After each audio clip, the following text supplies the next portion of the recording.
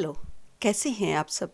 हो सकता है आप मेरी वीडियो ना सुनते हो, अगर सुनते हैं तो इसे लास्ट तक सुनें और जो कुछ बेहतर इस वीडियो से आपके जीवन में ऐड हो सकता है उसे ज़रूर ऐड करें, क्योंकि मेरा उद्देश्य अपने आसपास को बेहतर और खुश बनाना है।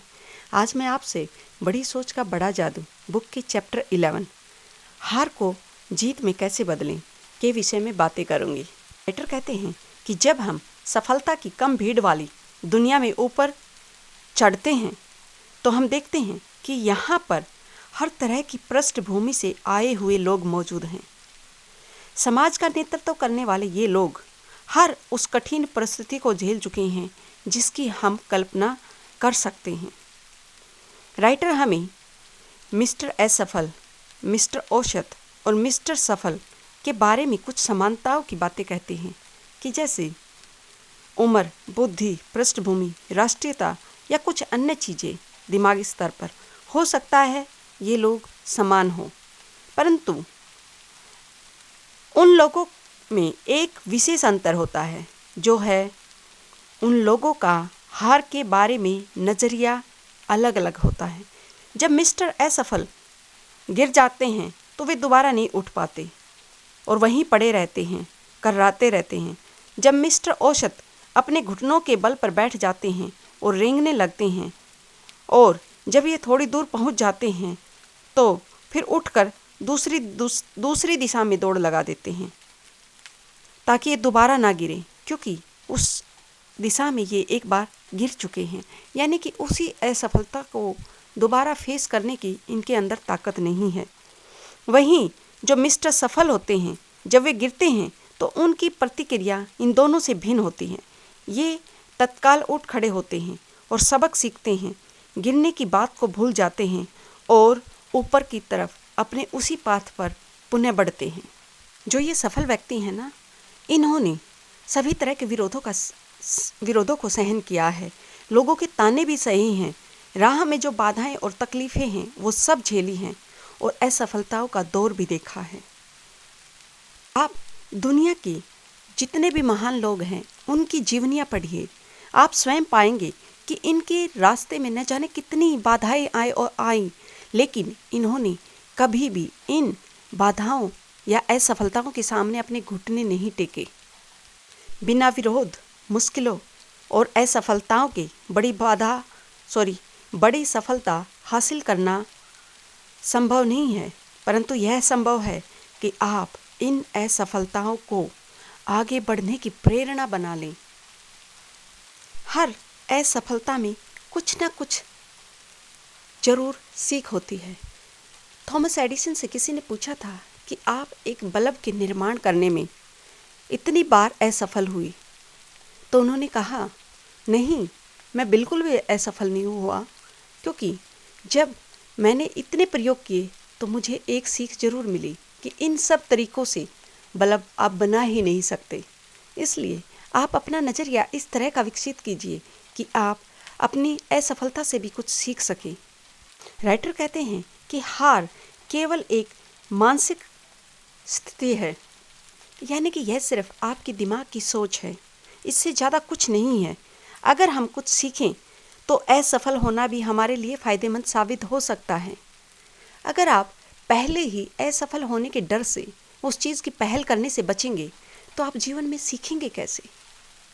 हम इंसान भी अजीब होते हैं, अपनी सफलताओं का श्रेय तो हम पूरा स्वयं पर लेना चाहते हैं। जब हम जीतते हैं तो हम इस पूरी दुनिया को इस बारे में बताना चाहते हैं।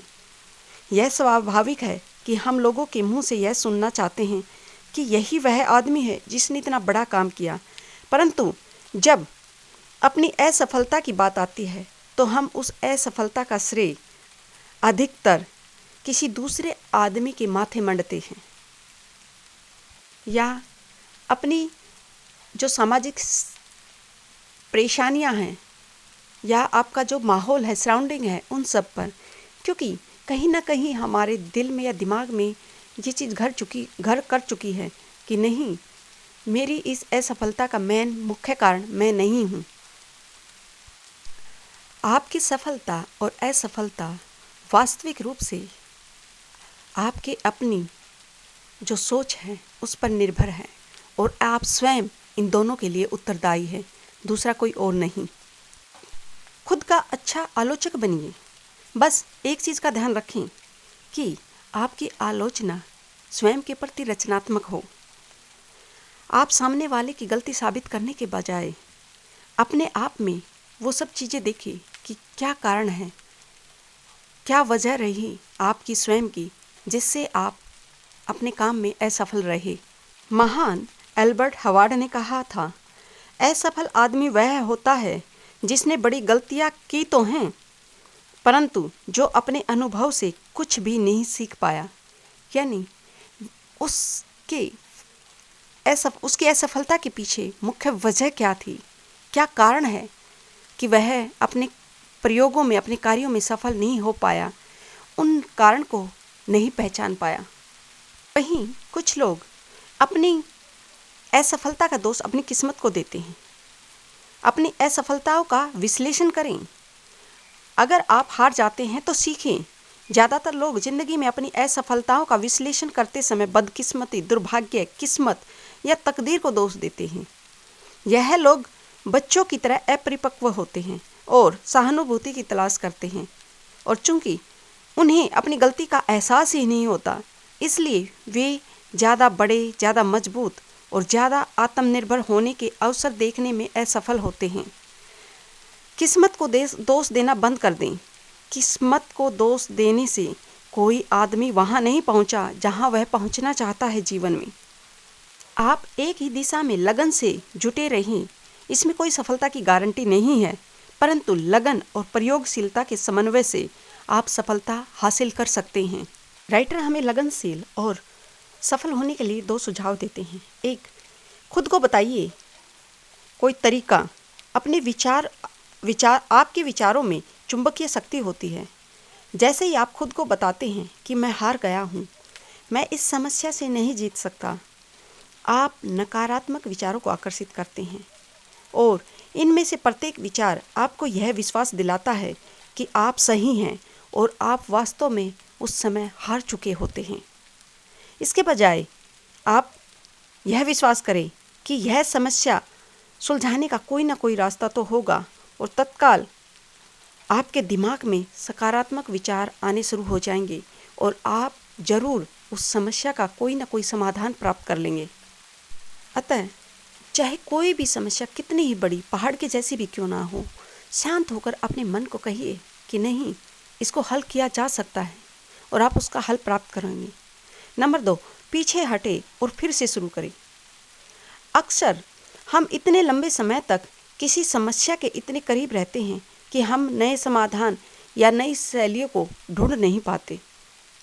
आपको अपने मूलभूत सिद्धांतों और मुख्य मुद्दों पर अपना खुद का चिंतन करते रहना चाहिए, ताकि आप स्पष्ट सोच सकें और बेहतर निर्णय ले सकें। हो सकता है आपकी राह में बाधा आए, आपको पीड़ा हो, परंतु बड़ी से बड़ी परिस्थितियों में भी आप अच्छे पहलू को देखना न भूलें, कि सिर्फ अच्छे पहलू को देखकर ही आप अपनी हार को जीत में बदल सकते हैं। आई होप राइटर की ये बातें और मेरे कुछ विचार आपको पसंद आए होंगे।